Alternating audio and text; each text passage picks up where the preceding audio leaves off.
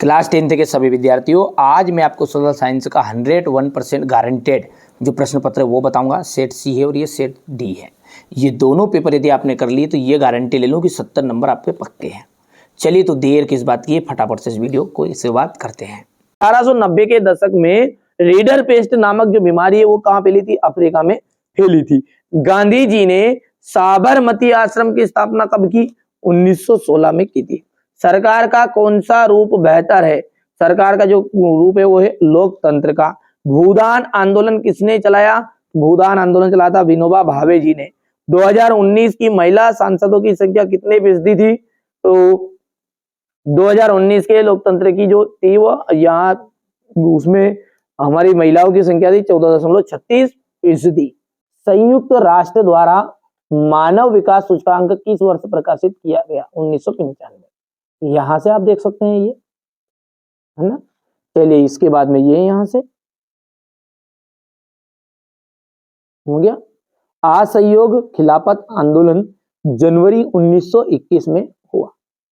Belgium में सामुदायिक सरकार का चुनाव ब्रिटिश भाषा के आधार पर होता है। ठीक है, किया था तो भाषा के आधार पर किया जाता है ना। औसत आय को हम क्या कहते हैं बेटा? औसत आय को अपन प्रति व्यक्ति आय के नाम से भी जानते हैं। ठीक है, चलिए इसके बाद में अगला क्या है अपना कि भारत में औसतन एक स्त्री जो होती है ना वो पुरुष की तुलना में 1 घंटे ज्यादा काम करेगी। ये करती। भूमिगत जल नवीकरणीय साधन का उदाहरण। राष्ट्रवाद की पहली स्पष्ट अभिव्यक्ति सन 1789 में फ्रांसीसी क्रांति के साथ शुरू हुई। यहां से अपन बढ़िया से इसको देख सकते हैं। यहां से देख लीजिए, थोड़ा सा छोटा कर देते हैं। ये आगे बढ़ते हैं।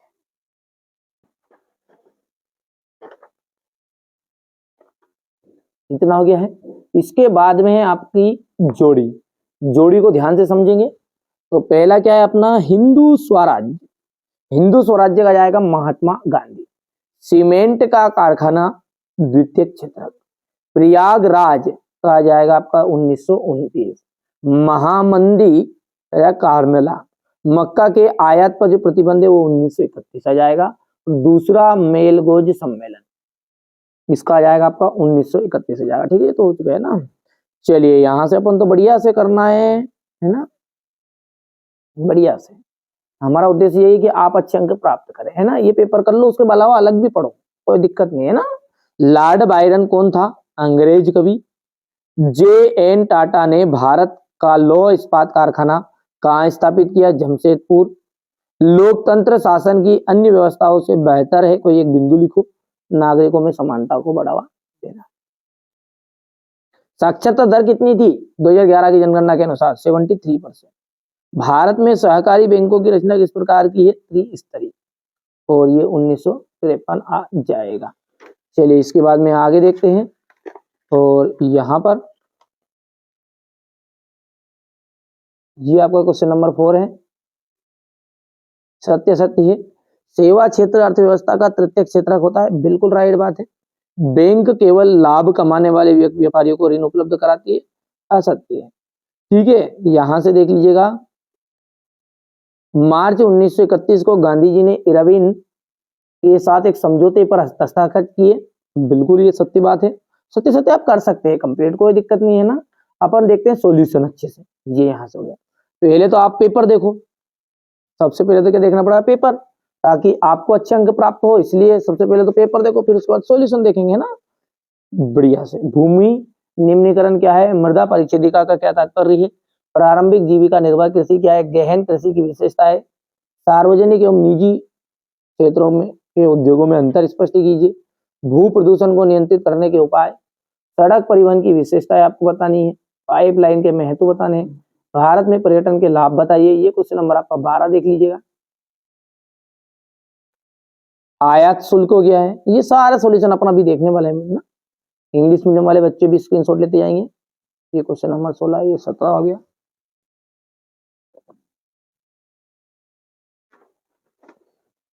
इसके बाद वन और वन्य जीव संसाधन में किस प्रकार वितरण कीजिएगा? एकात्मक शासन के दोष बताने हैं। ये क्वेश्चन नंबर आपका 20 है। ये इसका तो ये क्वेश्चन नंबर 21 सविनय अवज्ञा आंदोलन का वर्णन। बहुजन समाज पार्टी के सार्वभौम विचार व संगठन प्रबंधन करना है। ठीक है, इसके बाद में ये क्वेश्चन नंबर 22 का हुआ और ये 23। ठीक है, चलिए तो ये सेट आपका सी है। चलिए अब कॉपी को रखते हैं साइड में और इसका सॉल्यूशन देखते हैं। क्वेश्चन नंबर 6 से क्या है, यहाँ पर संसाधन से क्या से है, इनके जीवन का, इनके हमारे जीवन पर क्या महत्व है। देखिए संसाधन का मतलब क्या है, पर्यावरण में वे सारी की सारी वस्तुएं जो हमारी आवश्यकताओं को पूरा, जो मतलब क्या करेगी, हमारी आवश्यकताओं को पूरा करेगी तथा जिनको बनाने के लिए प्रौद्योगिकी का उपयोग करना पड़ता है, वो कहलाते हैं संसाधन। इनका हमारे जीवन में महत्व क्या है, आज संसाधन हमारी प्रगति के सूचक बन गए हैं। संसाधन मानव जीवन को सुखद व सरल बनाते हैं।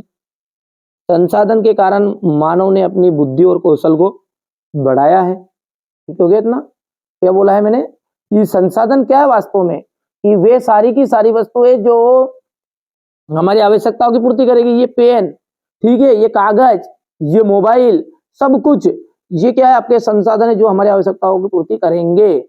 और जल संसाधन, वायु संसाधन, ये सब जानते हैं आप। अब महत्व तो क्या है, ये हमारी प्रगति का सूचक है, सरल और सुखद बना दिया इन्होंने हमारे जीवन को। ठीक है, यहां से अपन देख सकते हैं। चलिए ज्यादा कठिन नहीं है। बांगर क्या है, पुराने जलोढ़ मिट्टी को क्या कहते हैं अपन, बांगर कहते हैं। यहां नदियों द्वारा निर्मित प्राचीन मृदा है, पुरानी मृदा है, तो नाम क्या है, बांगर।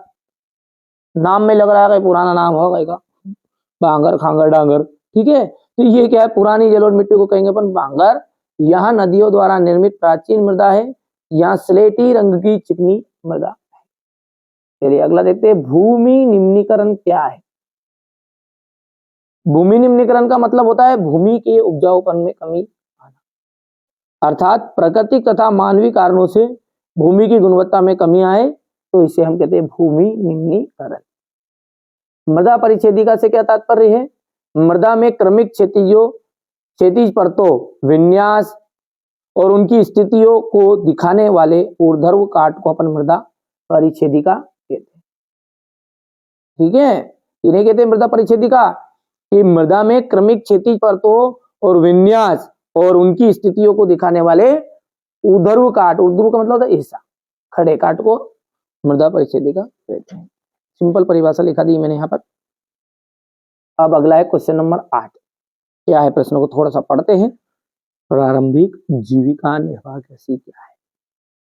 देखिए प्रारंभिक जीविका निर्वाह कृषि, यहाँ कृषि भारत के कुछ भागों में अभी भी की जाती है।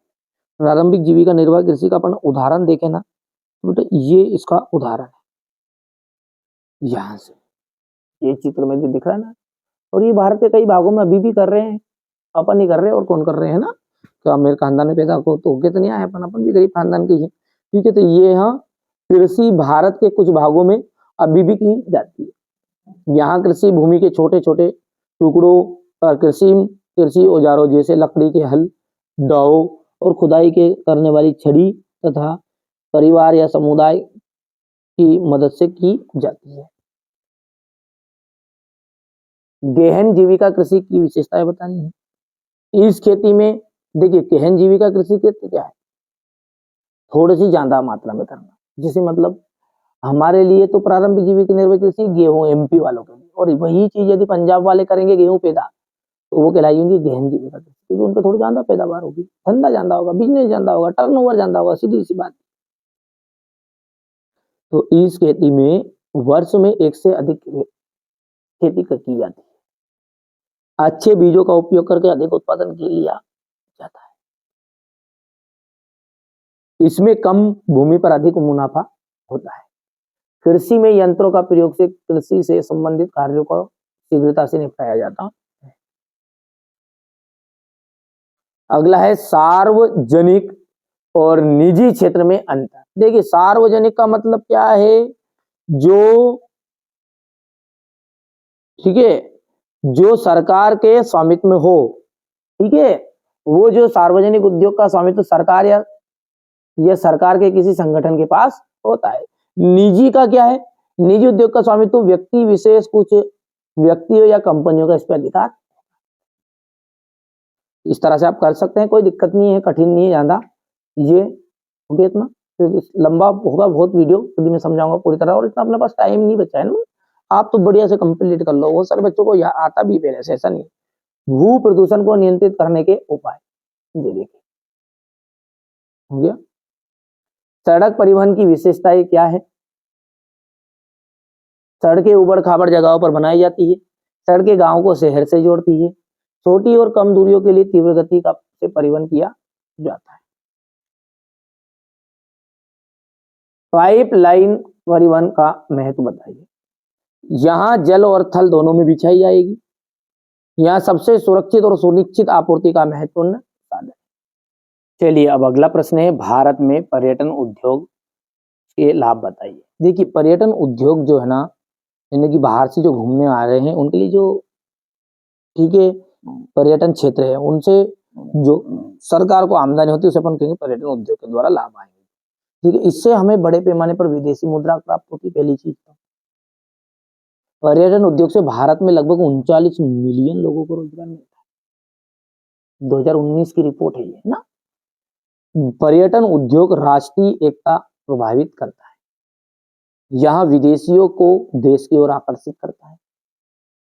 इससे स्थानीय लोगों को रोजगार मिला है। ये हो गया आपका पर्यटन उद्योग के लाभ।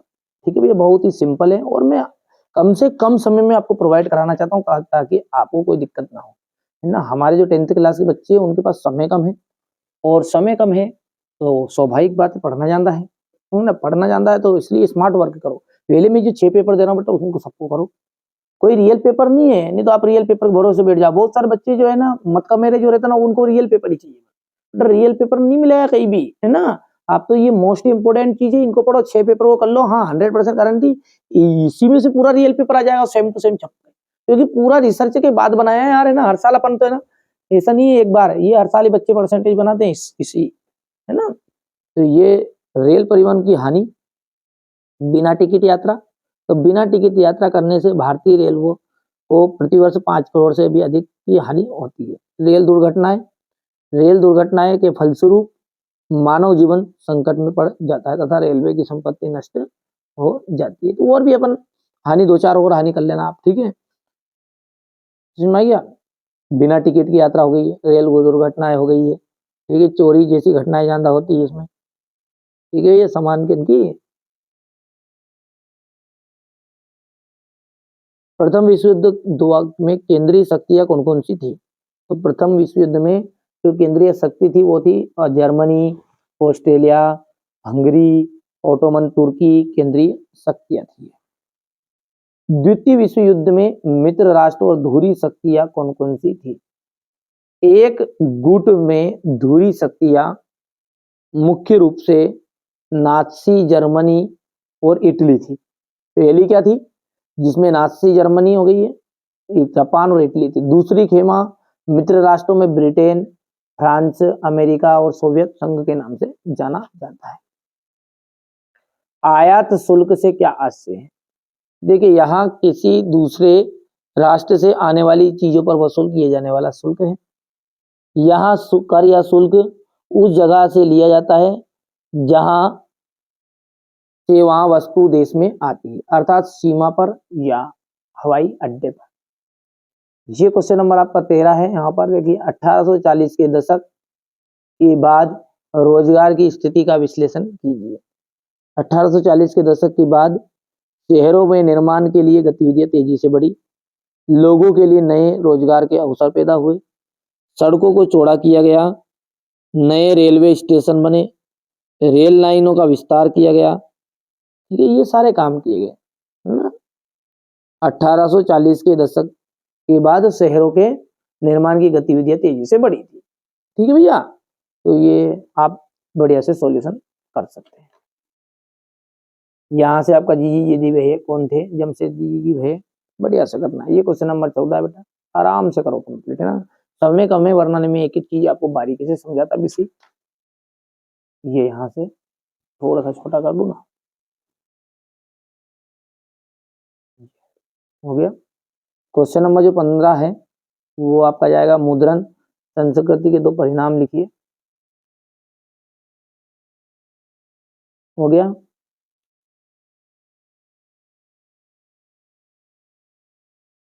गुटेनबर्ग प्रेस पर टिप्पणी लिखिएगा। अल्प बेरोजगारी क्या है? किसी क्षेत्र में आवश्यकता से अधिक लोगों का नियोजन होना ही क्या कहलाता है? अल्प बेरोजगारी कहलाएगा। अंतिम उत्पादन, सिंपल सी बात है। हो गया। कंटेनर क्या है, इसकी क्या उपयोगिता है बताइए?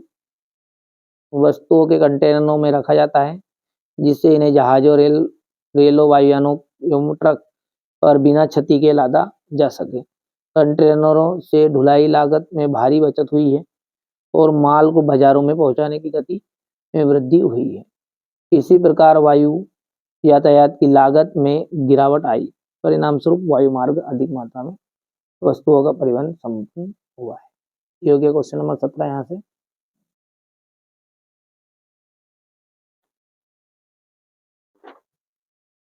वैश्वीकरण से उत्पन्न प्रमुख समस्याएं बताइए। सभी लोगों को लाभ नहीं, ठीक है। श्रमिकों के जीवन पर संकट ना, और क्षेत्रीय असमानताएं। थोड़ा अंदर पढ़ो जिसमें समझ में आ जाएगा। हो गया इतनी चीजें। क्वेश्चन नंबर 18 है वन और वन्य जीव। वन और वन्य जीव है ना।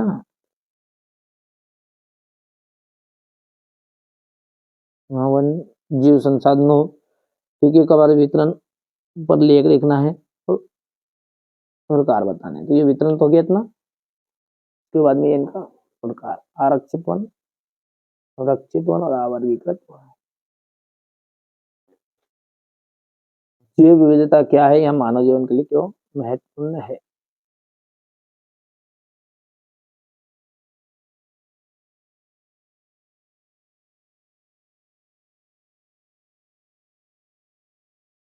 ये हो गया यहाँ से।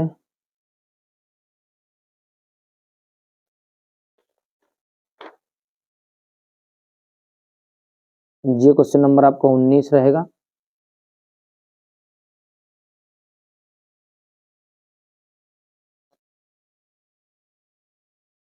केंद्र और राज्यों में सत्ता का विभाजन। ये हो गया इतना। औपचारिक ऋण और अनौपचारिक ऋण में अंतर में यह कारण है कि कुछ बैंक कर्जदारों को ही कर्ज देने के लिए तैयार नहीं होते हैं। सविनय अवज्ञा आंदोलन का वर्णन कीजिए।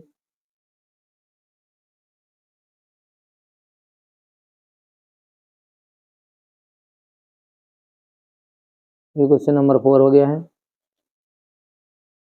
साइमन कमीशन पर टिप्पणी।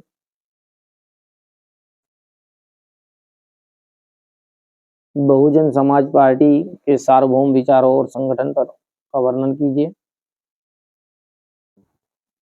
चलिए अब यहाँ पर अपन सोशल साइंस का सेट डी का पूरा सॉल्यूशन लेंगे, ठीक है। 75 के 75 नंबर कवर कराना मेरा उद्देश्य है अब की बार, ठीक है। तो चलिए बढ़िया से इसको भी अच्छे से समझ लेते हैं। भारत में ने कब लोकतंत्र की राह पर अपनी जीवन यात्रा शुरू की? 1947। भारत में वन्य जीव सुरक्षा अधिनियम कब पारित हुआ? 1972। प्राथमिक क्षेत्र की गतिविधियां है मछली पकड़ना। भारत की प्रमुखतम आयात वस्तु खनिज तेल। भारत में साक्षरता वाला राज्य कौन सा है? केरल है, ठीक है भैया। गांधी जी द्वारा आयोजित नमक मार्च समाप्त हुआ था दांडी में, और यहाँ से हमारे इंग्लिश मीडियम वाले बच्चे जो है उनका भी रहेगा ये, ठीक है। तो ये 1947 आ जाएगा। यहाँ से 1972 लिखना है बेटा, बढ़िया से देखो, ठीक है। इसके बाद में यहाँ से ये बढ़िया से करो कंप्लीट। आप तो जो चीजें बता रहे हैं उसी में से फंसेगा ये जवाबदारी, ठीक है। लोकतांत्रिक सरकारों में क्या नहीं होती? तो उनमें पारदर्शिता नहीं पाई जाती। तो यहाँ पर लिख देते अपन पारदर्शिता। भारत में सरकार ज्यादातर शक्तिशाली है, केंद्रीय सरकार।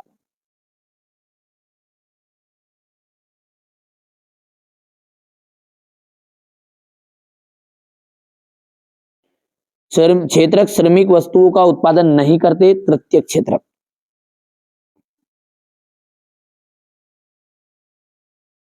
एक प्रजातंत्री सरकार जनता के लिए उत्तरदायी होती है, जनता के लिए उत्तरदायी होती है। विभिन्न देशों के बाजारों को आपस में जोड़ना ही अंतरराष्ट्रीय व्यापार कहलाता है, अंतरराष्ट्रीय व्यापार। और मार्च 1919 में एक बंबई में एक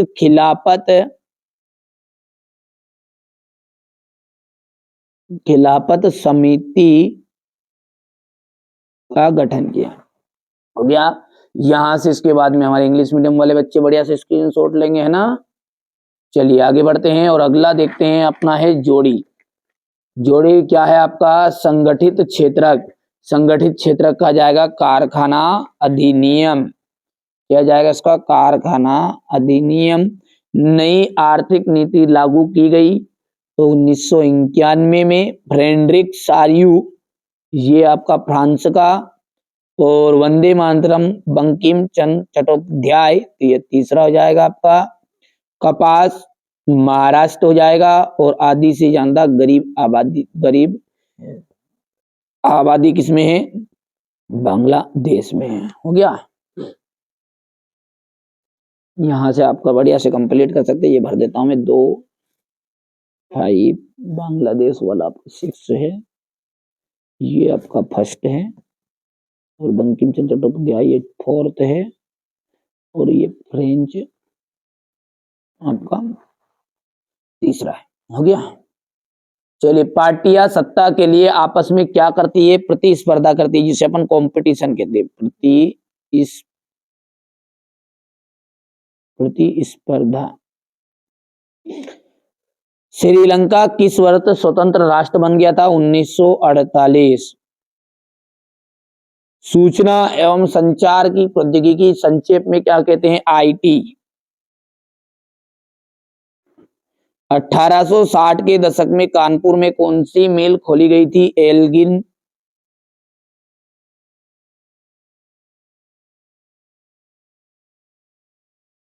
मानव विकास सूचकांक में भारत में कौन से स्थान पर है, 31वें स्थान। और आनंद उपन्यास किसने लिखा था, बंकिम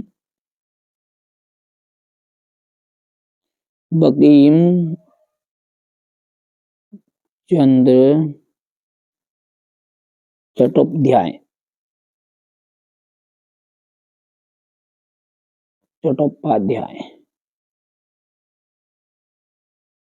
हो गया। चलिए, इसके बाद में यहां से देखिएगा, ये आपका इंग्लिश मीडियम वालों के लिए रहेगा। ठीक है, ये आपका देखिए कृषि प्राथमिक क्षेत्र के अंतर्गत आती है। ठीक है, तो ये आपका बिल्कुल एकदम राइट। दूसरा जो है आपका असत्य रहेगा, तीसरा आपका असत्य रहने वाला है। ठीक है, यहां से हम बात करें तो चौथा जो है आपका बिल्कुल सत्य। आप तो बढ़िया से कंप्लीट कर लेना, है ना। बैंक जमा पर ब्याज देते हैं लेकिन ज्यादा ब्याज ऋण पर लेते हैं, बिल्कुल राइट बात है ये। लोकतंत्र में गलतियां सुधारने की गुंजाइश नहीं होती, असत्य है। अब देखिए यहां से ये ट्रू फॉल्स है, तो पहला आपका एकदम राइट रहेगा, दूसरा जो है वो फॉल्स रहेगा, तीसरा आपका फॉल्स है, चौथा जो है वो आपका ट्रू है, पांचवा आपका ट्रू रहेगा और छठा जो है वो आपका फॉल्स रहने वाला है। हो गया इतनी चीजें, आगे बढ़ते हैं ना। बढ़िया से आप तो कंप्लीट करो। ये जो बता रहा हूं इन्हीं में से आपका 75% पेपर, वार्षिक पेपर आपको एनुअल एग्जाम का पेपर देखने को मिलेगा। लाल मिट्टी और लेटेराइट मिट्टी में अंतर बताना है। एजेंडा 21 क्या है, इसके सिद्धांतों की सूची बनाइए। मृदा संरक्षण के प्रमुख तरीकों की व्याख्या कीजिए। इसके बाद भूमि निम्नीकरण की समस्या को दूर करने के उपाय, विनिर्माण उद्योग का महत्व, ध्वनि प्रदूषण को नियंत्रित करने के उपाय, परिवहन एवं संचार के साधनों में अंतर, भारत के लिए सीमांत सड़कों की महत्वता को स्पष्ट करना है। ये आपका क्वेश्चन नंबर 11 है। पहले विश्व युद्ध ने भारत के राष्ट्रीय आंदोलन के विकास में किस प्रकार योगदान दिया, भारत में मैनचेस्टर से आने से बुनकरों की किस समस्या का सामना करना पड़ा, वीटो क्या का अर्थ बताना है, स्टेपलर, फुलर और कॉर्डिंग से क्या से है, लाटेन क्या है। ये क्वेश्चन नंबर आपका 15 हो गया है। ये क्वेश्चन नंबर मुद्रण क्रांति और उसके प्रभावों की व्याख्या करनी है। ठीक है भैया, आप तो अच्छी मेहनत कर लो, मैंने बोला ना जो बच्चा मेहनत करेगा ठीक है सफलता उसकी रंग लाएगी ही लाएगी। भारत में पाई जाने वाली लोहा या पेटियों के नाम बताइए। लोहा इस्पात उद्योग और